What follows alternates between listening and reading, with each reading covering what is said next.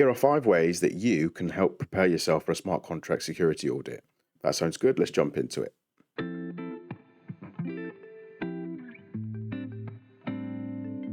Number 1 is have some high-level documentation or some sort of white paper that gives an overview of what your protocol is doing. That's really, really important. What's sometimes quite difficult is when protocols give you a code base to audit and there's no overview of what it's doing. They've just given you a brief description over the phone or over email or whatever it is. And you're sort of having to then go, right, okay, this is basically what it's doing. And then you've got to spend time line by line going through the code, which you do as an auditor. However, having some high-level documentation makes the job a lot easier. So make sure you get some documentation together. Number 2, unit tests. This is really important. There are times where I've been handed code bases and there's no unit testing, there's no testing whatsoever, in fact, and it just makes life a lot more difficult for us and for you, and it's very likely that there's a 90% chance there'll be bugs, like a lot of bugs as well. So unit tests are really important. I would also say on that note, make sure you do your invariant testing, and that is basically making sure that all of the assumptions that you have as far as data validation and inputs are concerned, they hold true every time. So you want to try and do a lot of invariant testing in that respect as well. Do some fuzz testing. Fuzz testing is really important.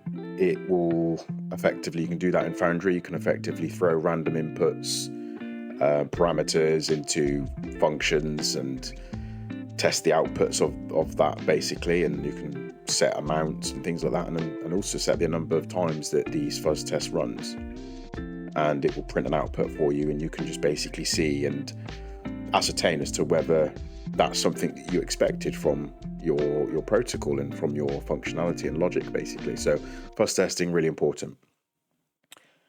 Number 3, previous audits. If you have done any previous audits, say it's in a code base that you produced previously and it's maybe an extension of the one that you've given your prospective auditor, or perhaps it's not related at all, they're still really important and useful because it allows the present auditor or security researcher to ascertain as to whether you've made very similar developer assumptions about your current protocol. And this is really important because it helps us find vulnerabilities and bugs that you're not expecting because of the form.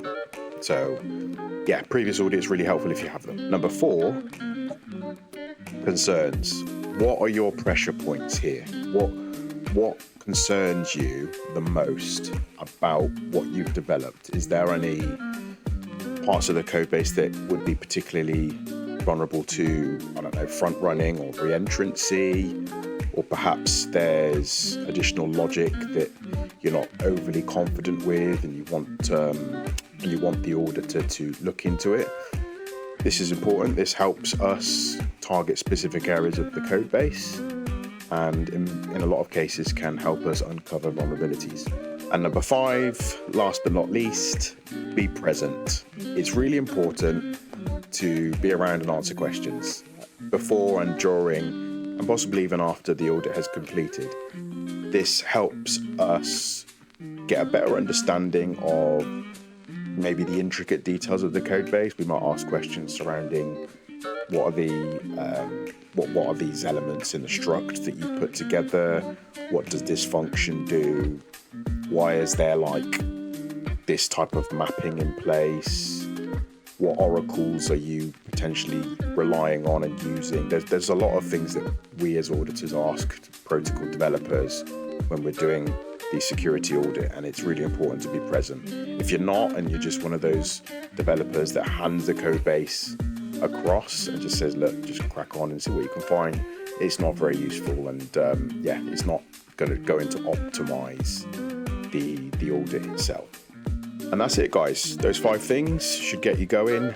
If you like that video, don't forget to comment, like and subscribe, and I'll see you in the next one.